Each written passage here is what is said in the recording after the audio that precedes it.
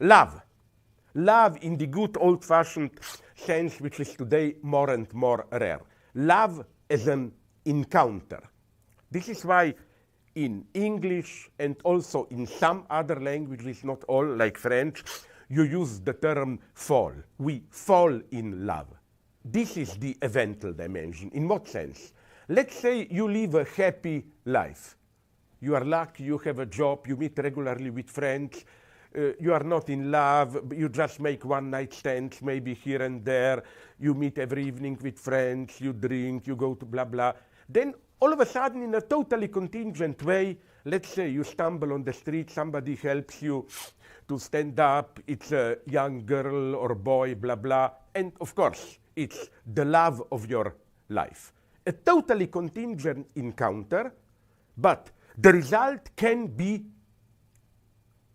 that your whole life changes. Nothing is the same, as they say. You even spontaneously perceive your entire past life as leading towards this unique moment. You know, the illusion of love is, oh my God, I was waiting all my life for you.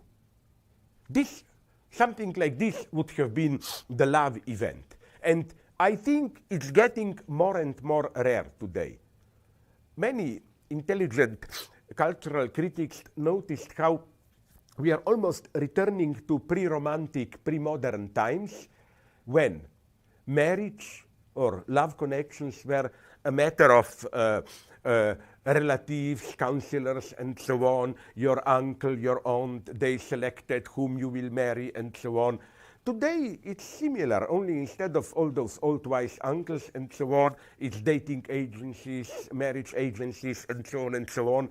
What they offer us is precisely love without the fall, without falling in love, without this totally unpredictable traumatic encounter. And that's what I find very sad. I think that today we are simply more and more afraid of these eventual encounters. You encounter something which is totally contingent, but the result of it, if you accept it as an event, is that your entire life changes. It's a different story. This is why I think that this avoiding falling in love is the same phenomenon as a standard joke that I use in almost all my books. You know how we want to date the thing without the bad aspect of it, without the price we have to pay for it.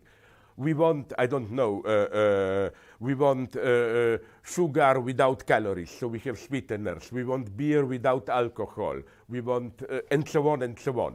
And I claim it's the same thing in sexuality. We want brief, safe sex, sexual encounters without the fall, without this fatal attachment.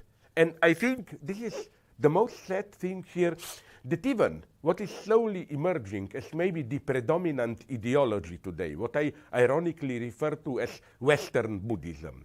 Life is just a play of appearances, don't take it too seriously, maintain a proper distance, don't get too attached to worldly objects. It fits perfectly this superficial consumerist attitude. So again, events are rare. An event is a traumatic encounter which, to put it in more learned philosophical terms, retroactively creates its own causes.